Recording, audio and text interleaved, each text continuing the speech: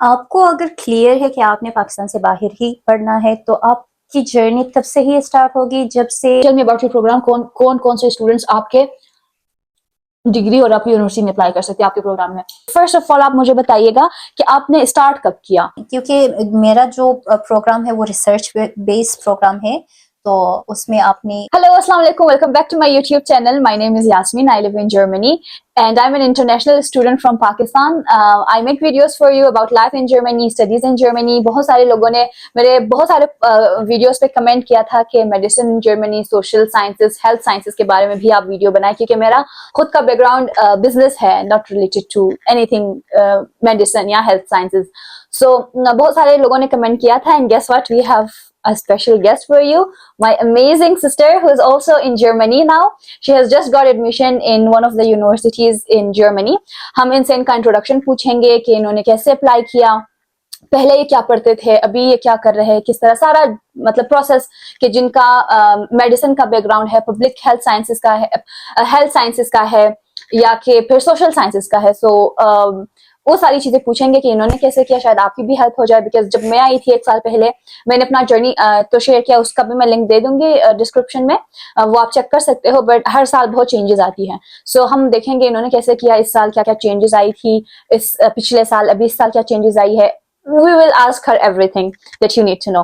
Okay, first of all, thank you so much for being in my video. And very secondly, congratulations, आपको इतनी अच्छी university में, इतनी बड़ी यूनिवर्सिटी में एडमिशन मिला है। And I am looking forward कि आप अपना एक्सपीरियंस हमें शेयर करेंगे ताकि हमारे ऑडियंस को आपसे बहुत चीजें सीखने को मिलेगा, I am sure. So first of all, thank you so much for being in the video. You're welcome. Can you please introduce yourself for our audience? Of course, मैं तो आपको बचपन से जानती हूँ, लेकिन हमारे ऑडियंस के लिए आप अपना एक दफा इंट्रोडक्शन करें अपनी जर्नी के बारे में, कि आपने पूरा अपना इंट्रोडक्शन बताया कि आप कौन सी स्कूल में थे, कॉलेज में आपने क्या पढ़ा था, फिर यूनिवर्सिटी में आपने कौन सी यूनिवर्सिटी में कौन सी फील्ड पढ़ी थी, एंड देन आपने यहाँ पे किस तरह यहाँ पे आए।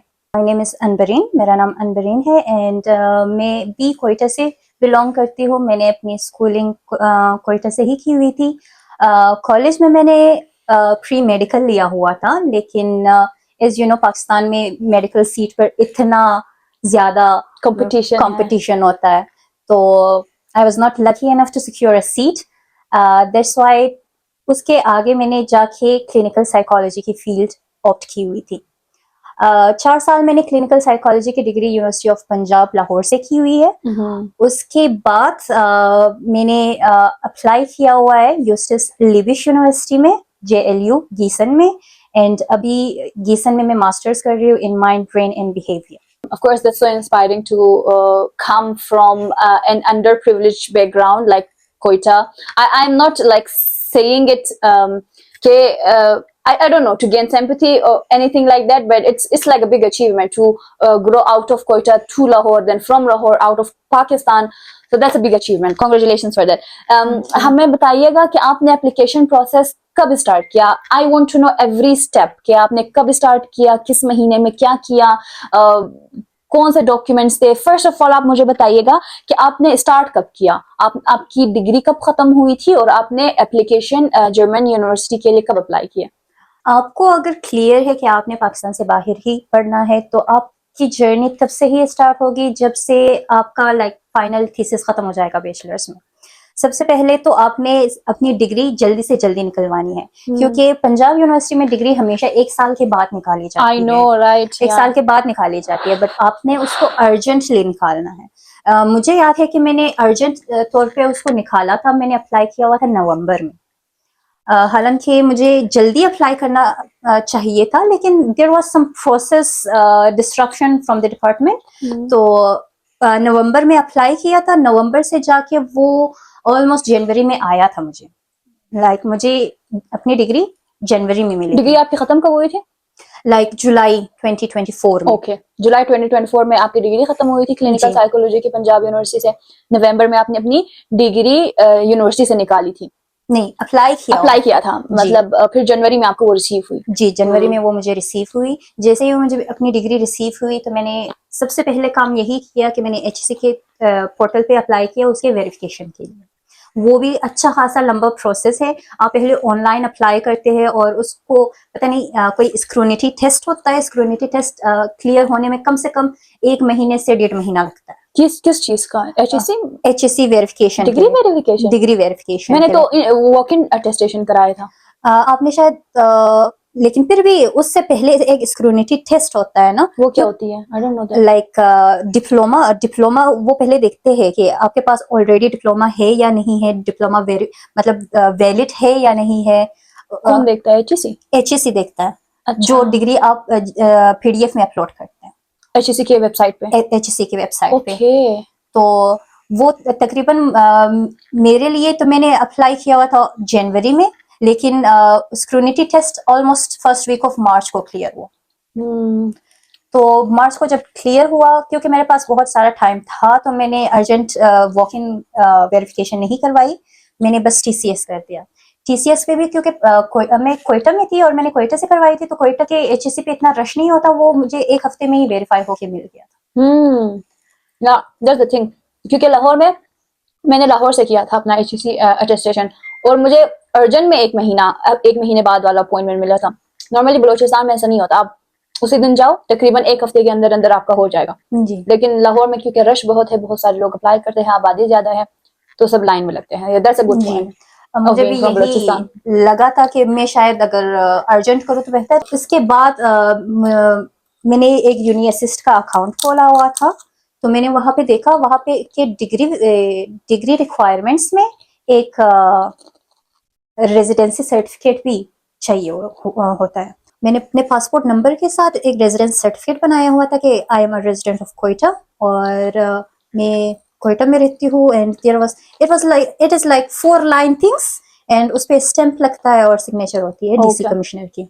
ओके ओके, आपने डिग्री ले लिया, टेस्ट करवा लिया किसी से, रेजिडेंस सर्टिफिकेट ले लिया कोयटा से, और फिर आइल्स वगैरह का आपने कब दिया, वो सारा बताइए। जी, आइल्स मैंने दिसंबर में दिया हुआ था। या I apply for IELTS in नवंबर।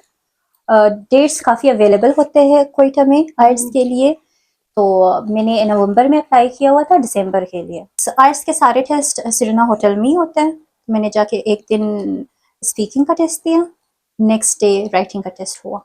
तो जनवरी तक आपके पास आपकी डिग्री है, आपका आइल्स है, आपका रेजिडेंस सर्टिफिकेट है, एंड और कौन से डॉक्यूमेंट्स लगते हैं? मैट्रिक और FSC की बोर्ड सर्टिफाइड डिग्री, और IBCC वेरीफाइड। जो IBCC is not mandatory but आपके पास है, तो दैट्स गुड। सो उसके बाद आपने क्या किया? उसके बाद तो मैंने यूनिवर्सिटी शॉर्टलिस्ट की। आई डोंट रिमेम्बर कि इसके अलावा भी कोई डॉक्यूमेंट रिक्वायर्ड होंगे। उसके अलावा यूरोपास CV होता है एंड मोटिवेशन लेटर होता है हर यूनिवर्सिटी के अप्लाई करने। वो तो हर यूनिवर्सिटी के लिए अलग होता है। उसके बाद तो यूनिवर्सिटी मैंने शॉर्टलिस्ट की। यूनिवर्सिटी मैंने शॉर्टलिस्ट यूनिअसिस्ट से भी की है, एंड एक वेबसाइट है dat.com के नाम से, dat.de ओके, dat.de उसके वेबसाइट से की है। इसके अलावा मैंने रेंडमली गूगल से भी बहुत सारा ऐसे सर्च किया हुआ है। इट वाज नॉट कि मैंने सिर्फ वेबसाइट से ही सर्च की हुई थी, बिकॉज आई न्यू कि मेरा क्लिनिकल साइकोलॉजी का बैकग्राउंड है, और जब मैंने यूनिवर्सिटी सर्च भी किया हुआ था in the field of therapy, like clinical therapy and clinical psychology, अगर मैं डिग्री कंटिन्यू करती तो मुझे कम से कम C1 की जरूरत होती। तो दैट्स वाई मैंने ऐसे यूनिवर्सिटीज शॉर्टलिस्ट की हुई थी जो इंग्लिश टॉट प्रोग्राम्स हो। बहुत सारे यूनिवर्सिटीज लाइक इन वेबसाइट्स पे नहीं होते, लाइक dat.de या यूनिअसिस्ट में मैंने दूसरे यूनिवर्सिटीज भी शॉर्टलिस्ट की हुई थी, जो उसी मतलब वो अपने एप्लीकेशन प्रोसेस खुद अपने वेबसाइट पे डालते हैं। dat.de पे टू बी ऑनेस्ट मैं गई नहीं थी जब मैंने अप्लाई करी थी। मैंने बस गूगल किया था English taught program in Germany for business administration, तो उधर लिस्ट आ गए थे जिसमें होशुल फुल्दा था, जिसमें कुछ और यूनिवर्सिटी और कुछ और मेरी एक और बहन और भाई इधर है, तो उनके भी यूनिवर्सिटी में मैंने अप्लाई किया, बिकॉज दे सेड कि यहाँ पे भी बिजनेस के स्टूडेंट्स मास्टर्स के लिए अप्लाई कर सकते हैं।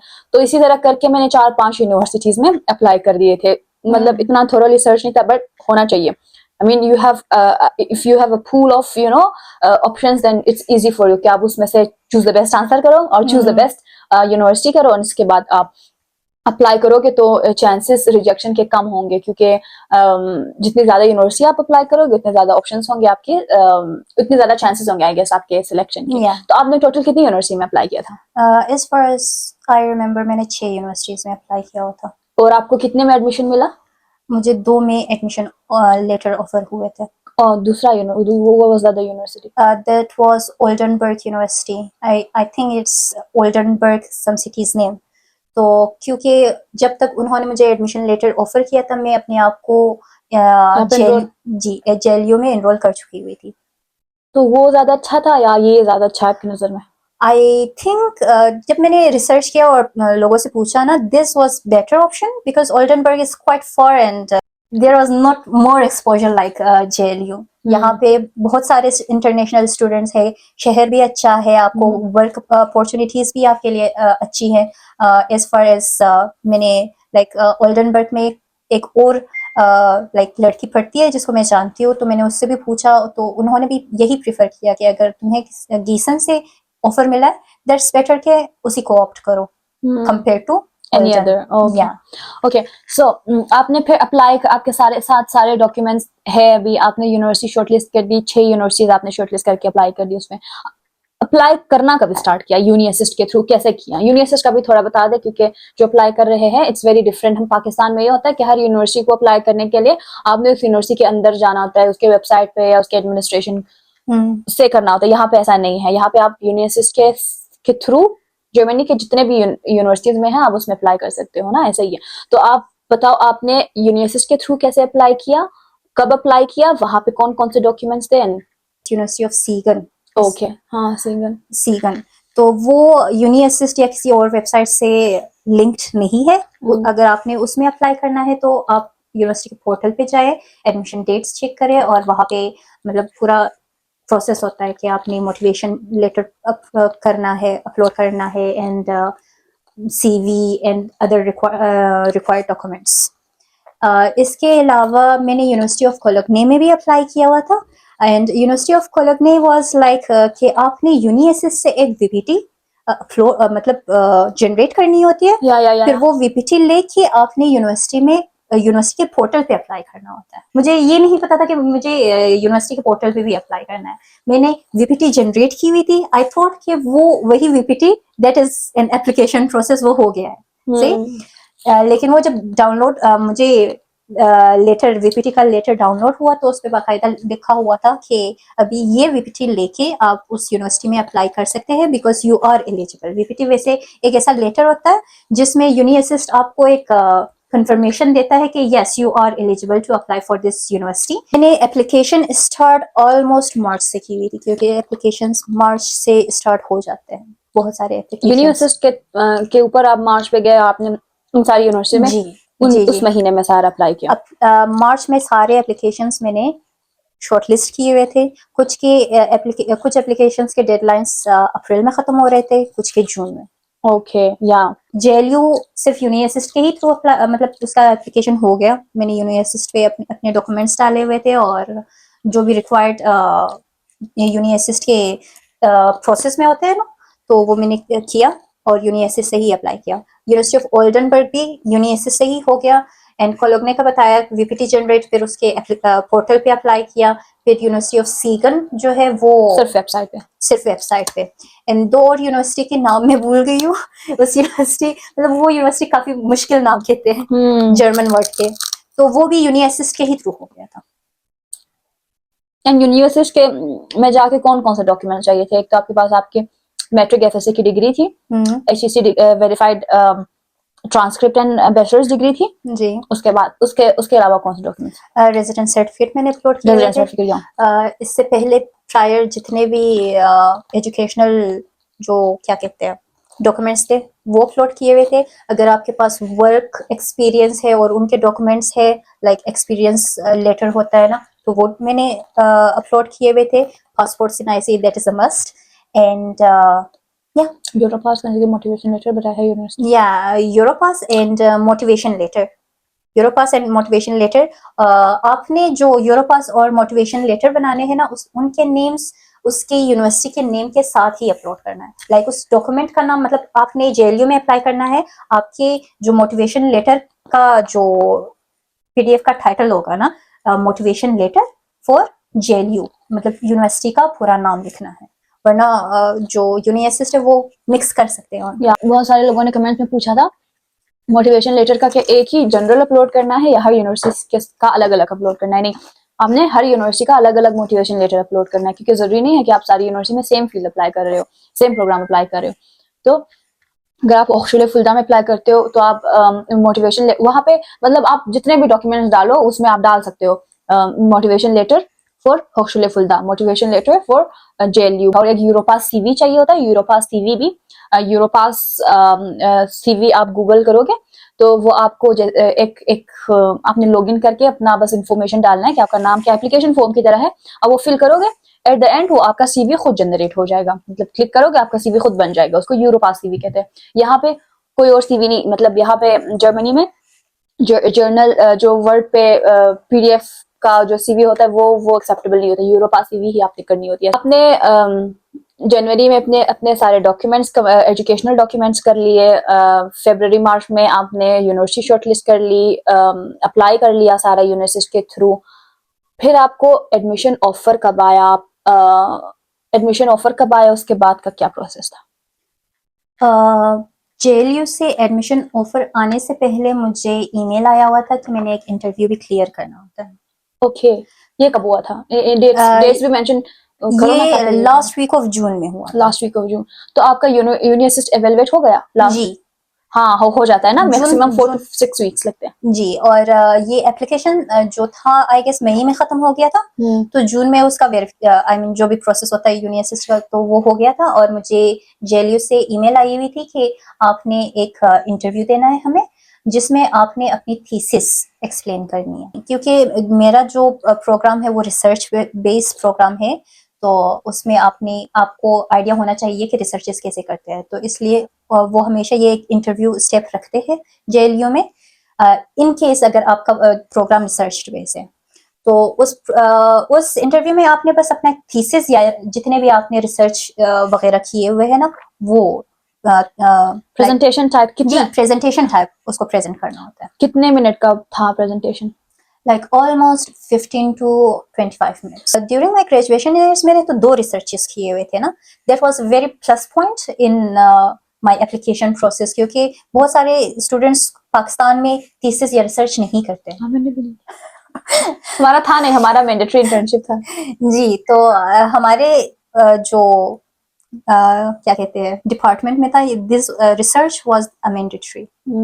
2 रिसर्चेस, एक रिसर्च तो लाइक वाज, लेकिन रिसर्च पेपर यूनिवर्सिटी पे कैसे अपलोड करना होता है? मतलब वो तो यूनिवर्सिटी पे अपलोड नहीं करना होता, कैसे पता कि आपने किया रिसर्च या नहीं किया? आपने अपने मोटिवेशन लेटर में कहना। ओके, हाँ, या मैंने मोटिवेशन लेटर में कहा हुआ था कि मैंने 2 रिसर्चेस की हुई है, ये रिसर्च और ये रिसर्च, और ये रिसर्च जो डिग्री मुझे ऑफर हो रही है, mind brain and behaviour correlates with my thesis. That's why I am interested in mind, brain and behavior. क्योंकि क्लिनिकल से डायरेक्टली जंप करना into neurocognitive science, it's kind of difficult, सही। लेकिन क्योंकि मेरा मेजर ही कॉग्निटिव था, तो that was easy for me, and क्योंकि मैंने अपनी रिसर्च वर्क्स सारे कॉग्निटिव एरिया में किए हुए थे, that was like a plus point for my admission process. मैंने इंटरव्यू लाइक बाकायदा एक प्रेजेंटेशन के तौर पे बनाया हुआ था, तो प्रेजेंटेशन लाइक 15 मिनट्स आपको देते हैं कि आपने अपनी प्रेजेंटेशन देनी है, तो मैंने 15 मिनट्स में अपना थीसिस जो फाइनल ईयर्स का थीसिस था वो मैंने प्रेजेंट किया, और 10 मिनट उनके क्वेश्चन आंसर्स के लिए होते हैं। तो उन्होंने ज्यादा पूछा नहीं, वही बस कि आप जेएलयू में क्यों इंटरेस्टेड है, आप इस डिग्री में क्यों इंटरेस्टेड है, इसके अलावा भी अगर आपने कोई रिसर्च पेपर किया हुआ है या आपका रिसर्च पेपर पब्लिश हुआ है, तो या दैट वाज इट। ओके, ये वाला प्रोसेस हमारे यूनिवर्सिटी में नहीं था, बस जस्ट एडमिशन ऑफर दे just offer send you an email of admission offer. पहले यूनिवर्सिटी की वैल्यूएशन आती है, यूनिवर्सिटी कंफर्म करता है आपके डॉक्यूमेंट्स को कि बस सही था या नहीं था, कोई कमी इस तरह कमी बेशी तो नहीं थी डॉक्यूमेंट्स में। उसके बाद फिर यूनिवर्सिटी की तरफ से 1 महीने बाद, यूनिवर्सिटी की एवेल्युएशन के बाद कुछ वीक्स या 1 महीने बाद मैक्सिमम यूनिवर्सिटी की तरफ से ऑफर लेटर मुझे रिसीव हुआ था, लेकिन आपका बीच में एक इंटरव्यू भी हुआ था। जी इंटरव्यू आपका कब हुआ था? आपने कहा था जून के लास्ट में। या जून के लास्ट वीक में मेरा इंटरव्यू हुआ और जुलाई के सेकेंड वीक में मुझे एडमिशन लेटर मिल गया था। ओके, जून के आपने मार्च में अप्लाई कर लिया था। जी मई डेडलाइन थी उसकी। हाँ, मई तक आपको यूनिवर्सिटी इवेल्युएशन आ गई थी। जी। जून में आपको प्रेजेंटेशन देना था इंटरव्यू एडमिशन से पहले, और उसके बाद जुलाई के सेकेंड वीक पे आपको एडमिशन लेटर ऑफर हुआ JLU से। उसके बाद क्या हुआ? आपको एडमिशन लेटर मिल गया। अभी आपने अपने सब्जेक्ट्स चूज करके अपने आप को यूनिवर्सिटी में इनरोल करना होता है। एंड इनरोलमेंट के लिए लाइक मेरी यूनिवर्सिटी तो ट्यूशन फ्री, मतलब उसकी ट्यूशन फी नहीं होती। आपने बस एक सेमेस्टर फी देनी होती है। हाँ, यहाँ के सारे पब्लिक यूनिवर्सिटी में फी नहीं होती ट्यूशन फीस, बस सेमेस्टर फीस होती है। जी, सेमेस्टर फीस जरूरी होता है आपके इनरोलमेंट प्रोसेस के लिए। वो कितना था? 402 यूरो। तो सेमेस्टर के सब्जेक्ट्स में मैंने अपने आप को इनरोल कर दिया, फीस भर दी। जैसे ही आप करते हैं तो आपको एक इनरोलमेंट सर्टिफिकेट जारी होता है। आई स्किप्ड अ पार्ट। आपको इनरोलमेंट सर्टिफिकेट तब मिलता है जब आपके पास एक हेल्थ इंश्योरेंस होती है। ओ या मुझे मैसेज आया था कि M10 का हेल्थ इंश्योरेंस चाहिए होता है, तो उसके लिए मैंने ठीके से लाइक हेल्थ इंश्योरेंस अप्लाई किया था। ठीके से अप्लाई किया हुआ था। ठीके भी कोरेकल के थ्रू अप्लाई किया हुआ था। उसमें आपने बस एप्लीकेशन फॉर्म उनका फिल करना होता है, हेल्थ इंश्योरेंस सेलेक्ट करना होता है, फिर वो खुद यूनिवर्सिटी को ईमेल कर देते हैं जो भी हेल्थ इंश्योरेंस नंबर या जो भी है वो। जी। उसके बाद आप इनरोलमेंट करते हो। इनरोलमेंट कैसे करते हो? बस आप अपनी यूनिवर्सिटी का जो आपका पोर्टल होता है उसमें जाके फीस सबमिट करते हो। इनरोलमेंट सर्टिफिकेट, फिर आपका जब वो फीस अप्रूव हो जाती है, आपके फीस कट जाती है, फिर इनरोलमेंट लेटर होता है। Am I wrong? Am I correct. Okay, आपका इनरोलमेंट हो गया, ब्लॉक अकाउंट आपने कर लिया कोरेकल से, हेल्थ इंश्योरेंस हो गया। वीजा का हमें बताए, क्योंकि आई नो यहाँ तक का जितना आपको ओवरवेलमिंग या टू मच इन्फॉर्मेशन लगा है कि जर्मनी अप्लाई करने का जो प्रोसेस होता है बहुत लेंथी होता है, तो एट अ टाइम आप नहीं समझ सकते। लास्ट वीडियो में भी मैंने कहा था 1 स्टेप एट अ टाइम लेंगे तो आपको आहिस्ता आहिस्ता समझ आएगा। वीजा प्रोसेस वो लास्ट प्रोसेस है जो सबसे मेरे ख्याल से पेशेंस भी मांगता है और जो सबसे ज्यादा ओवरवेलमिंग होता है मेरे ख्याल से। हमें लगता है ये लास्ट स्टेप है, इसके बाद मतलब ये सब हो गया, बस वीजा रहता है। नहीं, सब हो जाएगा, बस वीजा नहीं होगा। तो आप उसका अपना बताएं कि वीजा का क्या सीन है। पिछले साल मैंने सुना था काफी, स्पेशली कराची वालों का आया था डिस्टर्बेंस बीच में। या बिकॉज जब आप आई हुई थी तो आपको तो वीजा लाइक ईमेल के थ्रू मिल गया हुआ था। लेकिन लाइक मार्च, आई गेस 24 या 27 मार्च में ही सिस्टम बिल्कुल चेंज हो गया। एक वेटिंग लिस्ट जारी हुआ था और मैंने मार्च के बाद वीजा प्रोसेस बिल्कुल नहीं देखा हुआ था। एक वेटिंग लिस्ट जारी हुआ था जिसमें आपने बस अपना नाम पुट करना है, अपना SNIC नंबर पुट करना होता है या I guess passport number put करना होता है, और आप लाइन में लगते हो बस। हाँ, बस आपने लिखना होता है कि मैं मास्टर में अप्लाई करना चाहती हूँ, फिर आप लाइन में लगते हैं। तो मुझे मैंने लास्ट टाइम जब वीजा प्रोसेस चेक किया हुआ तो वो मार्च के फर्स्ट वीक्स में किया हुआ था, जब सिस्टम चेंज नहीं हुआ था। लास्ट वीक ऑफ मार्च में सिस्टम बिल्कुल चेंज हो गया, तो मैंने उसको बिल्कुल हाथ भी नहीं लगाया था। मैंने जाके अप्लाई किया था ये वेटिंग लिस्ट के लिए अगस्त में। मुझे जो वीजा के लिए इंटरव्यू डेट मिला था ना, वो 12 को मिला था, एंड आई गेस 12 दिसंबर को, और आई गेस के 10 दिसंबर को ये सिस्टम चेंज हुआ। तो मतलब अस्तु थ्रू CSP पोर्टल नशद अस्तु थ्रू ईमेल या थ्रू नॉर्मल वेटिंग लिस्ट होता। ओके ठीक है। अभी अगर इज़दा तारीख तेर मशुदना मार ईमेल ना में मत बस मैं बायद वापस CSP पोर्टल अप्लाई कर। ओके, मतलब अस्तु थ्रू CSP पोर्टल नश देट ऑल, लेकिन CSP पोर्टल लगा मुशुदा मतलब ब्लॉक अकाउंट वगैरह डॉक्यूमेंट्स लाइक टू दरो की एडवाइस दरी की दिगा प्रीशियस एडमिशन खाना खुना में तना ना CSP पोर्टल खुदा खार सन डॉक्यूमेंट्स जोरी का अप्लाई करता, लेकिन ना खास है CSP पोर्टल की आई डोंट नो। अगस्त में वीजा अप्लाई इन्होंने किए, आपको वीजा का अपॉइंटमेंट जो मिला वो दिसंबर, अगस्त सितंबर अक्टूबर नवंबर दिसंबर, तो 5 महीने लाइक 4-4.5 महीने तकरीबन आपको वेट करना पड़ा। जी। आई सजेस्ट कि अगर आपने इंटरव्यू देने जाना है, बेशक आपको 9 o'clock बुलाया हुआ है ना, आप 7 o'clock वहां पे खड़ी हो जाओ, because first come first serve ऐसा वाला सिस्टम है वहां पे। तो मैं इतनी जल्दी गई हुई थी, लेकिन फिर भी मेरा 7th नंबर आया। ओके। और जिस इंटरव्यूअर ने मेरा इंटरव्यू लिया उसकी फर्स्ट कैंडिडेट मैं थी। तो उसने मतलब मुझसे इतने सारे क्वेश्चंस नहीं पूछे, उसने मेरे डॉक्यूमेंट्स मांगे। मेरे डॉक्यूमेंट्स देखे, जो डॉक्यूमेंट्स कम थे या लाइक अगर डिफरमेंट की हुई है तो वो डिफरमेंट लेटर भी मांगते, क्योंकि मैं लेट अराइवल थी तो मुझसे लेट अराइवल लेटर मांगा था, और JLU late arrival letter issue नहीं करता। तो मैंने बस वही ईमेल जो था, उन्होंने मुझे ईमेल किया हुआ था कि हम लेट अराइवल इशू नहीं करते, अगर आपने लेट आना है तो आप आ सकते हैं। ओके मतलब जस्ट मुझे ईमेल के थ्रू ये बताया हुआ था। तो फिर आपने तो वो मैंने बस वही ईमेल प्रिंट करके ले गई हुई थी ना, तो मैंने वही ईमेल उनको अदरवाइज दिया। That's you know that's a very big issue. या कुछ जो है उसमें मसला करते हैं, कहते जाओ जाओ, नहीं हो सकता। यही हाँ है। उसके बाद जितने भी डॉक्यूमेंट्स थे उसने उसको चेक किया, जो कम थे वो मुझसे मांगे। लाइक मैंने अपने लिस्ट में अपने मैट्रिक और इंटरमीडिएट के सर्टिफिकेट्स नहीं डाले हुए थे। क्यों? I thought it was just transcript and diploma, क्योंकि जो स्टेम लीफलेट रिलीज होता है तो हाँ उसमें लिखा होता है डिप्लोमा एंड ट्रांसक्रिप्ट। मुझे अम्मी ने मैसेज किया था कि इसको बोलो अपने सारे डॉक्यूमेंट्स ले जाए। मैंने तुम्हें मैसेज भी ले किया। तो गई हुई थी, लेकिन मैंने डाला नहीं था, क्योंकि वो मैंने एक लीफलेट आता है हाँ हाँ हाँ वीजा पोर्टल के, तो मैंने वही फॉलो किया था। उसमें ट्रांसक्रिप्ट एंड डिप्लोमा लिखा हुआ था, तो मैंने बस ट्रांसक्रिप्ट और डिप्लोमा डाला हुआ था। लेकिन तुम्हारा बहुत अच्छा चांस था, क्योंकि एक तो तुम्हारे पास वो लेटर अराइवल सर्टिफिकेट नहीं था, वो फिर भी मान गए ईमेल पे, हालांकि जी कभी कभार ऐसा होता नहीं है। दूसरा आपका ये भी जो भी कह रही हूँ। या लेकिन थैंक गॉड मैं उसकी कॉपीज लेके गई हुई थी। तो उसने कहा कि तुम्हारी ये डॉक्यूमेंट्स कम है, दे दो। तो मैंने वो दिया। तो बस उसने पूछा कि ये कौन सी यूनिवर्सिटी में पढ़ते हो? मैंने कहा JLU, program major of program, और आपने BS किस चीज में किया हुआ है, आपका मेजर BS में क्या था, एंड वाई जर्मनी।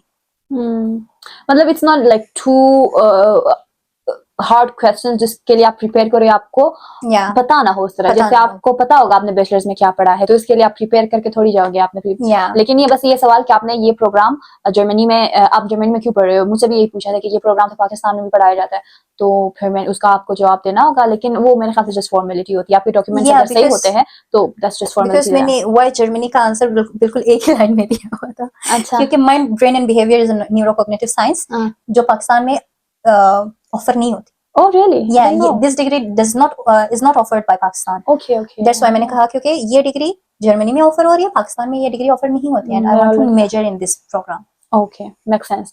ओके फिर आपने अपना फ्लाइट कहाँ से किया, कब किया? फ्लाइट मैंने टर्किश एयरलाइन से की हुई थी, 129 की। 1,29,000 ओके। या फ्लाइट आपने कब की कराई थी? आपका वीजा 12 अपॉइंटमेंट 12 दिसंबर को हुआ। वीजा आपने कब लिया? वीजा जो स्टैम्प है वो 18 दिसंबर का था उसमें, लेकिन मैंने रिसीव 5th ऑफ जनवरी में किया हुआ। 12 दिसंबर को वीजा अपॉइंटमेंट, 5 जनवरी को वीजा आपने रिसीव किया। फिर फ्लाइट कब की? फ्लाइट 16th ऑफ जनवरी को 16th ऑफ जनवरी को आपने फ्लाइट ली, और फिर आप 17 जनवरी को यहाँ पे पहुंचे। जी। And then now you're here. Okay, तो हमने आपकी बाकी जर्नी के बारे में बात की कि आप पहले क्या पढ़ते थे, अभी क्या कर रहे हो, कैसे आए। अभी let me know some other questions कि जो बाकी जो अप्लाई कर रहे हो उनके लिए इम्पोर्टेंट है। फॉर एग्जांपल जर्मन लैंग्वेज, आपको क्या लगता है आपने कितना जर्मन लैंग्वेज सीख के आप आए हो? आपकी फील्ड में जर्मन लैंग्वेज का क्या इंपॉर्टेंस है साइकोलॉजी में?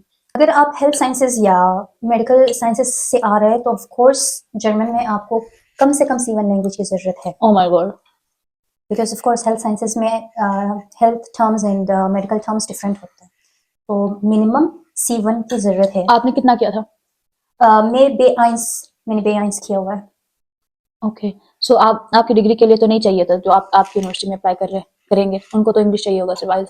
या बट पर आपके डेली एक्टिविटीज के लिए, अगर आपने यहाँ पे जॉब करनी है या नॉर्मल कन्वर्सेशन करना है लोगों से, तो आपको जर्मन आना चाहिए। Okay can you tell me about your program? कौन से स्टूडेंट्स आपके डिग्री और आपकी यूनिवर्सिटी में अप्लाई कर सकते हैं आपके प्रोग्राम में? जैसे क्लिनिकल साइकोलॉजी वाले पंजाब यूनिवर्सिटी से वो तो अप्लाई कर ही सकते हैं, और कौन से स्टूडेंट्स अप्लाई कर सकते हैं?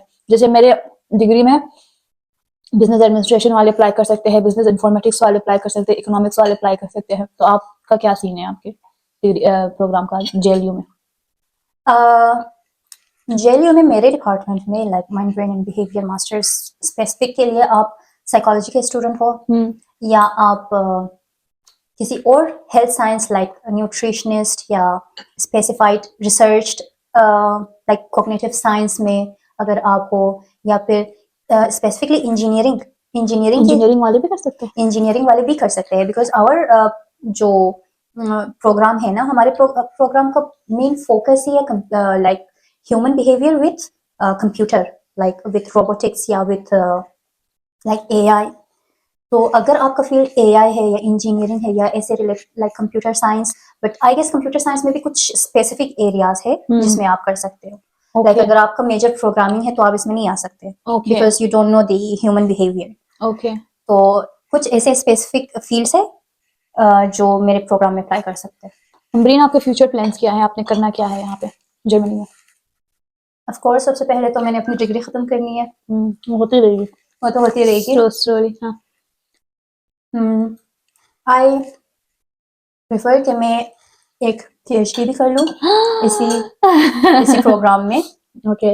I love studying because it is very interesting and अगर साथ में कोई जॉब होती है देन दैट्स आल्सो गुड। तो लॉन्ग टर्म में आपने मास्टर्स के बाद PhD का सोचा हुआ है? या वाओ। मैं जैसे मैं थी, मुझे PhD करना था, बैचलर्स मेरा BBA में, PhD का ख्वाब। मैंने कहा नहीं, और नहीं पढ़ना। नो बट मैंने PhD करनी है because if I start something I have to finish it. Thank you so much for the food and बनी। फुल मजेदार है, बहुत बहुत मजे का है। स्पेशली ये मैक्रोनीज इसने बनाई है, इस तरह के मैक्रोनीज मुझे बहुत पसंद है। और ये चावल और आलू बनाए हैं, एंड देन रायता है, कोल्ड ड्रिंक है। Thank you so much. चलो, और इसके बाद हम इनकी डोर्म का, ये डोर्म में रहती है यूनिवर्सिटी के। शी वॉज वेरी लकी कि इनको आने से पहले यूनिवर्सिटी की तरफ से डोर्म मिल गया, तो इनका डोर्म का टूर भी हम करेंगे। फिलहाल हम लिविंग रूम में इनके डोर्म में बैठे हैं, इनका बहुत प्यारा डोर्म है। तो नेक्स्ट वीडियो में हम इनके डोर्म का टूर भी करेंगे। वीडियो खत्म होने से पहले I want to ask one last question from you Anwari. What is one advice that you would want to give to those who are applying और to those who are thinking to apply? I suggest कि अगर आपने university shortlist की हुई है तो आप apply करने से पहले एक बार यूनिवर्सिटी से कंफर्म कर लें कि मेरी डिग्री ये है, मैंने इस चीज़ में मेजर किया हुआ है, क्या मैं इस आपके डिपार्टमेंट के इस प्रोग्राम में अप्लाई कर सकती हूँ या नहीं। बट वो तो एलिजिबिलिटी भी होती है ना? एलिजिबिलिटी में लाइक ऐसा होता है कि psychology and you can apply, लेकिन साइकोलॉजी के मेजर में इतने सारे मेजर्स हैं। आप लाइक अगर आप health science like health psychology में हो या स्पोर्ट्स साइकोलॉजी में हो, आप मेरे फील्ड में अप्लाई नहीं कर सकते। ओके।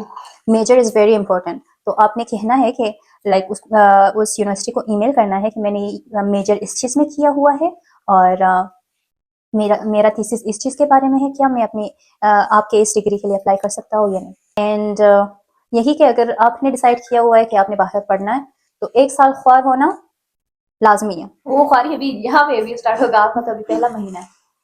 हाँ, वो यहाँ वाली पे ख्वारी में हमारी फैमिली, हमारे दोस्त हमारे साथ थे। यहाँ पे आपने अकेले अकेले हर जगह ख्वार होना है, और लैंग्वेज भी नहीं आती। यहाँ के लिए मेक योर माइंड, लेकिन पाकिस्तान के में भी अगर आपने अप्लाई करना है तो 1 साल पहले अपनी सारी चीजें मुकम्मल कर ले, क्योंकि यहाँ की ख्वारी यहाँ आने के बाद होगी। पहले यहाँ तक आने की ख्वारी तो मतलब जेल लेना, देयर इज अ प्रैक्टिस ख्वारी। प्रैक्टिस ख्वारी, गुड। ठीक है। I remember one of my friend, she told कि मैंने तो अपना इंस्टाग्राम ही बंद किया हुआ है, because every time I open Instagram I see like somebody is going, somebody is doing something.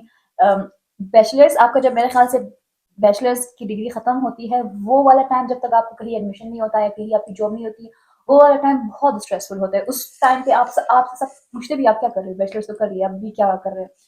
तो उस टाइम में हमने खुद फिगर आउट भी करनी होती है चीजें क्या करना है, और ये जर्मनी का प्रोसेस इतना ओवरवेलमिंग भी होता है। But yeah, if we can do it, you can do it too. Thank you so much for watching the video, thank you so much for the food, for your time. अभी तो ये मेरे, हम दोनों बचपन से साथ थे, लाइक स्कूल में साथ थे, कॉलेज में साथ थे, यूनिवर्सिटी में साथ थे। फील्ड अलग थी, ये मेडिकल में इंजीनियरिंग, ये साइकोलॉजी में भी है। उसके बाद यहाँ पे भी, मतलब जर्मनी में भी तकरीबन साथ ही है, क्योंकि 40 मिनट दूर है ये मेरे से। इतना ज्यादा ट्रेवल टाइम नहीं है, तो मैं जब चाहूँ आ सकती हूँ। Thank you so much for watching our video till the end. Please comment अगर आपकी कोई क्वेरीज है, आपको कोई कंफ्यूजन है, या अगर आप चाहते हो कि किसी और टॉपिक पे वीडियो बनाया जाए। So we will try, yeah I will try to make the next video on your recommendation. See you in the next video, until then take care of yourself. Bye. Cheers. Cheers. Ano ko pwede na pwede bukat. Kulog na natin. Mas basta kanter. Na, pasang kain. Matulong ka. Angle camera सही ना लेकिन चौकी हम बैरे